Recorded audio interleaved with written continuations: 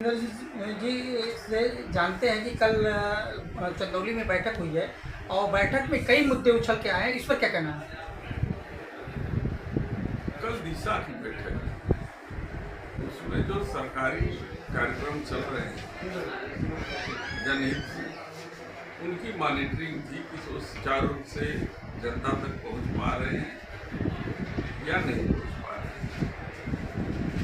उसकी मीटिंग में जो जनहित के मुद्दे थे, जो भ्रष्टाचार जिस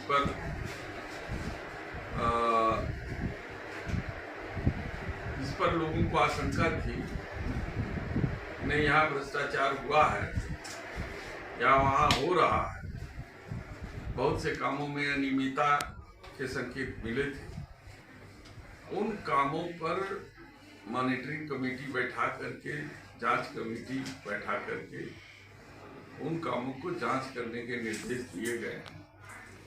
सबसे बड़ा मुद्दा है उस क्षेत्र में और सबसे बड़ा घोटाला अगर है तो मनरेगा को लेकर के। मनरेगा का जो गाइडलाइन है वो ये कहता है कि जो 60 और 40 का रेशियो बनाया गया है वो प्रत्येक इकाई को ध्यान में रख करके बनाया गया है और ये रोजगार देने के लिए नियत से बनाया गया है कि जो गांव में रजिस्टर्ड मजदूर हैं उनको 100 दिन की रोजगार की गारंटी देने का प्रावधान था। लेकिन उसके आड़ में जिस तरीके से चंदौली जनपद के विकास खंड के स्तर पर अनियमितताएं की गई हैं, जिला पंचायत स्तर पर जो अनियमितताएं की गई हैं कि एक ही रजिस्टर्ड मजदूर गांव में भी काम किया है, वही रजिस्टर्ड मजदूर को ब्लॉक पर दिखाया गया है, वही रजिस्टर्ड मजदूर जिला पंचायत का भी काम किया है। 100 दिन की गारंटी का काम है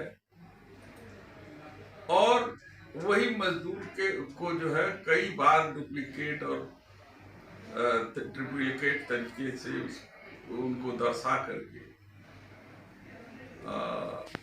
उस पर धनुगाही का काम हुआ। सबसे बड़ी अनियमितता तो आई है कि मान लीजिए कोई सड़क है तो वो उस पर अगर मिट्टी का ही केवल काम करना है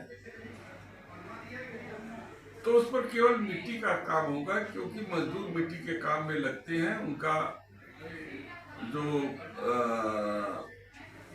प्रतिदिन की जो मजदूरी है उन रजिस्टर्ड मजदूरी को जो है तो दे करके उनको रोजगार दिया जाता है। लेकिन इन लोगों ने क्या किया है कि पूरे जिले को यूनिट बना दिया कि पूरे जिले का कच्चा काम कितना हुआ है उसके सापेक्ष में 40% पक्का काम पूरे जिले में बांटने का काम किया और मनमानी तरीके से जो जितना ज्यादा कमीशन पाया दिया उसको उतना पक्के काम का हिस्सा दे दिया गया। यह एक बहुत बड़ा घोटाला है और इस घोटाले की जांच जो है सीबीआई से होनी चाहिए या फिर उत्तर प्रदेश सरकार के सतर्कता अधिष्ठान से होनी चाहिए, तब जाकर के इसका निजात मिलेगा। क्योंकि छोटे से लेके बड़े अधिकारी, छोटे नेता से लेके बड़े नेता तक इन सब में बंदरबांट किए हैं और सब लोग इसमें भागीदार हैं। इस संबंध में आपने संसद में कभी आवाज उठाया?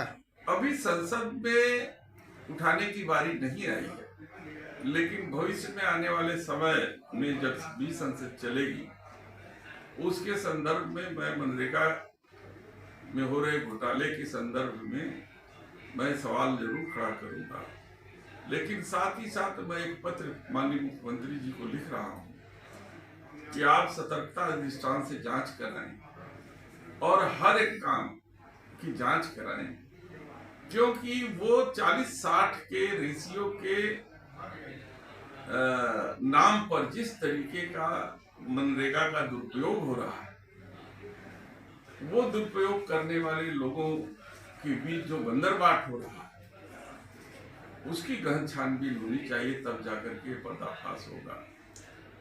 सर अभी बीच में बहुत चर्चाएं थी कि मुगलसरा रेलवे का जांच की चर्चाएं चल रही थी, इस पर क्या कार्य? नहीं, वो लिखा पढ़ी हुआ है और गृह मंत्रालय की तरफ से मुझे पत्र भी आया है और जवाब भी आया है कि हम सीबीआई जांच के लिए प्रोसेस कर रहे हैं।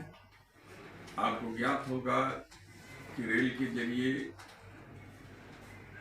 बहुत से कर्मचारियों के इन्वॉल्व होने के नाते शराब तस्करी हो रही थी।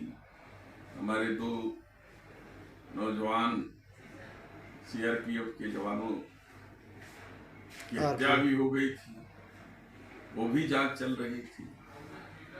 तो ये जांच प्रक्रिया में है और इस पर कार्रवाई हो रही है, ऐसा मुझे भरोसा गृह मंत्रालय की तरफ से और सदन की तरफ से, दोनों की तरफ से मुझे दिया गया है। उसकी कॉपी भी मेरे पास है।